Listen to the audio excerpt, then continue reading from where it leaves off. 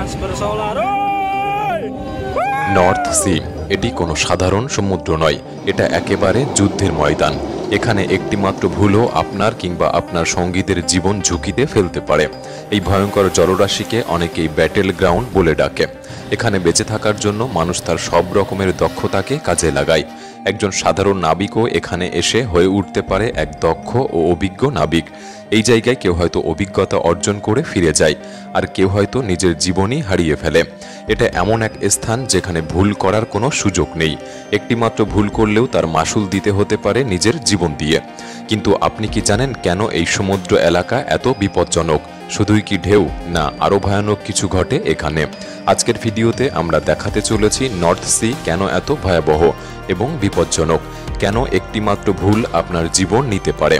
ভিডিওটি সম্পূর্ণ দেখার অনুরোধ রইল, আর নতুন বন্ধুরা অবশ্যই পাশে থাকা সাবস্ক্রাইব লেখাটি প্রেস করে বেল আইকনের অল অপশন সিলেক্ট করুন। নর্থ সি হলো এমন একটি সমুদ্র যা 3 দিক থেকে স্থলভাগ দ্বারা ঘেরা। নর্থ সি হলো আটলান্টিক মহাসাগরের একটি উপকূলীয় অংশ, যা great Britain, Scandinavia, Germany, Netherlands, Belgium এবং ফ্রান্সের মাঝে অবস্থিত। প্রাকৃতিক সম্পদের দিক থেকে এটি অত্যন্ত সমৃদ্ধ, কারণ এখানে রয়েছে বিপুল পরিমাণ সামুদ্রিক প্রাণী, তেল এবং গ্যাসের মজুদ। এটি বাণিজ্য ও মাছ ধরার ক্ষেত্রেও অত্যন্ত গুরুত্বপূর্ণ ভূমিকা পালন করে। নর্থ সি এর উত্তর পশ্চিম ও পশ্চিম দিকে এটি ঘেরা আটলান্টিক মহাসাগর ও আর্কটিক মহাসাগরের জলরাশি দিয়ে। এই নর্থ সি আরও বেশি বিপজ্জনক হয়ে ওঠে কারণ আটলান্টিক মহাসাগর থেকে উঠে আসা বিশাল ঢেউগুলি সরাসরি এসে আছড়ে পড়ে এই অঞ্চলে। এতটাই শক্তিশালী এই ঢেউগুলি যে আজ পর্যন্ত যত বড় জাহাজ এদের মুখোমুখি হয়েছে তাদের অনেকেরই কোনো চিহ্ন খুঁজে পাওয়া যায়নি। শুধু তাই নয়, আর্কটিক মহাসাগর থেকে আসা হিমেল হাওয়াও এই সমুদ্রকে আরও নিষ্ঠুর করে তোলে। এই ঠান্ডা বাতাস জলকে নামিয়ে আনে 0 ডিগ্রির নিচে। গ্রীষ্মকালেও এখানে জলের তাপমাত্রা থাকে প্রায় 0 ডিগ্রি সেলসিয়াসে, আর শীতকালে তো পরিস্থিতি আরও ভয়ঙ্কর হয়। তবে এতটুকুই সীমাবদ্ধ নয়, নর্থ সির প্রকৃতি সম্পূর্ণ অনির্দেশ্য। আবহাওয়ার হঠাৎ বদল, কুয়াশা, এমনকি গ্রীষ্মকালেও হঠাৎ করে জল -5 ডিগ্রি সেলসিয়াসে পৌঁছে যায়। সবই এখানে সম্ভব। কখন কি হবে তা কেউই বলতে পারে না। এমনকি অনেক সময় দেখা গেছে বিশাল জাহাজ হঠাৎ করেই গায়েব হয়ে যায়। কেউ কেউ বলেন এগুলি হয়তো বিশাল ঢেউয়ের গর্ভে হারিয়ে যায়। আবার কেউ বলেন এখানে এমন কিছু বিশাল জলজ প্রাণী রয়েছে যেগুলি এক একটা জাহাজের চেয়েও বড়, আর এদের কারণেই এই দুর্ঘটনাগুলি ঘটে থাকে। 2023 সালের ফেব্রুয়ারিতে জার্মান উপকূল থেকে কিছুটা দূরে নর্থ সিতে ঘটে যায় এক ভয়াবহ দুর্ঘটনা। খারাপ আবহাওয়ার কারণে দুটি মালবাহী জাহাজ মুখোমুখি সংঘর্ষে জড়িয়ে পড়ে। পরে এক নাবিকের মৃতদেহ জল থেকে উদ্ধার করা হয়। তবে আশ্চর্যের বিষয়, দুর্ঘটনার কয়েক ঘন্টা পর্যন্ত কেউই টের পায়নি কি হয়েছে, কারণ সেদিন নর্থ সি ঘন কুয়াশা দ্বারা আবৃত ছিল। 10 মিটার দূরেও কেউ কিছু দেখতে পাচ্ছিল না। পরে যখন ঢেউয়ের ধাক্কায় মৃতদেহটি ভেসে উপকূলে চলে আসে, তখনই মানুষ বুঝতে পারে কিছু একটা ঘটে গেছে। এরপর সেখান থেকে অনুসন্ধান শুরু হয় স্টিমার পাঠিয়ে। ঘটনাটির আসল রূপ বোঝা যায় তখনই যখন তদন্ত শুরু হয় এবং জানা যায় এই সংঘর্ষ দুটি বিশাল জাহাজের মধ্যে ঘটেছিল। ওই দুটি জাহাজে প্রায় 250 জন মানুষ ছিল, অথচ কেবল একজনেরই মৃতদেহ খুঁজে পাওয়া গিয়েছে। সেটিও ঢেউয়ের ভেসে নিজেই উপকূলে চলে এসেছিল।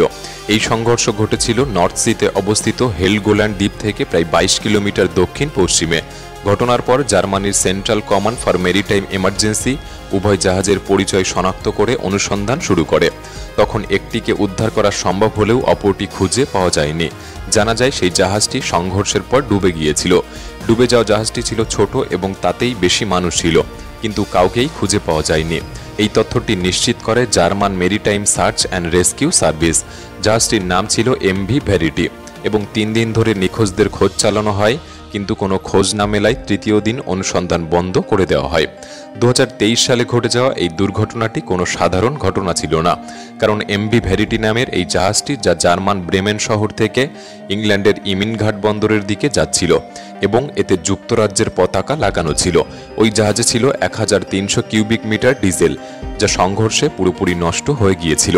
তবে এখন হয়তো আপনি ভাবছেন এত বড় দুর্ঘটনার পরও কেন এখানকার সরকার কোনো ব্যবস্থা নেয় না এবং কেন সমুদ্রের এই রাস্তাটিকে সরকার বন্ধ করে দেয় না। তাহলে জেনে রাখুন, এমন দুর্ঘটনা এখানে প্রায়ই ঘটে থাকে। নর্থ সি অনেক জাহাজকে হরহামেশাই গিলে খায়। এটা শুধু পৃথিবীর অন্যতম বিপজ্জনক জলরাশি নয়, বরং অন্যতম ঠান্ডা সমুদ্র।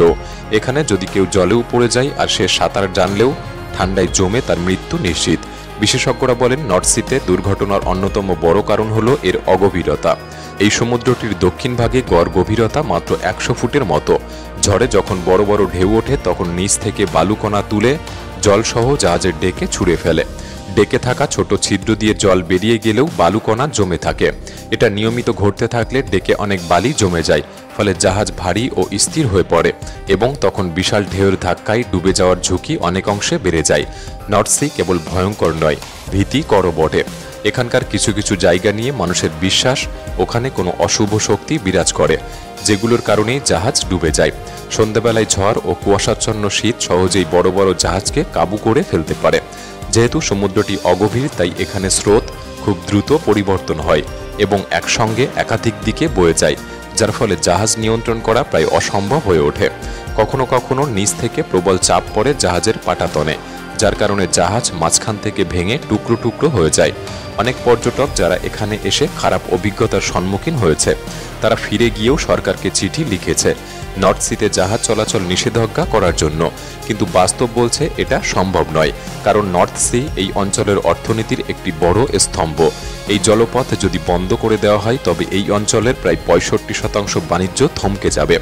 এছাড়াও নর্থ সি নিয়ে নানা মন্তব্য, বিতর্ক এবং বিশ্বাসের জন্ম নিয়েছে। জার্মানির কিছু মানুষের মতে এই সমুদ্র শুধুমাত্র তাদের জন্যই বিপজ্জনক যারা একে যথাযথ শ্রদ্ধা ও প্রস্তুতি ছাড়া অতিক্রম করতে চায়। এর পাশাপাশি কিছু মানুষ বলেন নর্থ সি কখনো কখনো নিজেই ঠিক করে ফেলে যে এবার আক্রমণ করবে। শুনতে এই কথাটি হয়তো অদ্ভুত লাগতে পারে, কিন্তু এমনটা একবার ঘটেছিল। যখন রাতের বেলা এক ডাচ মৎস্যজীবী নিজের জাল টেনে জাহাজে তুলছিলেন, ঠিক সেই সময় তার চোখ পড়ে এক বিশাল ঢেউয়ের দিকে।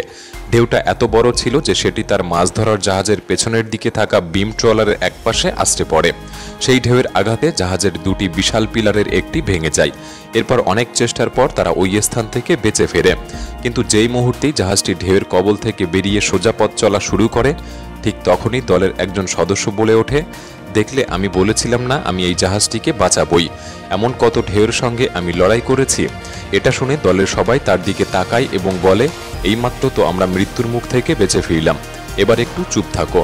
তবুও সে থামে না, আবার বলে ওঠে, তোমরা কিছুই জানো না আমি কত বড় বড় সমুদ্র থেকে জাহাজ বাঁচিয়ে এনেছি। এই নর্থ সি তো আমার কাছে একদমই তুচ্ছ। তার কথা শেষও হয়নি, হঠাৎ এক বিশাল ঢেউয়ের শব্দ হয় এবং জাহাজ ভয়ানকভাবে দুলতে শুরু করে। এতটাই জোরে জোরে দুলছিল যে জাহাজে থাকা সবাই হেলে পড়ে যায়, অনেকে সরাসরি জলে পড়ার সাথে সাথে তারা কোথায় গেল তাদের আর কখনো খুঁজে পাওয়া যায়নি। এই নর্থ সিকে সত্যি এক ভয়ঙ্কর সমুদ্র বলা হয়।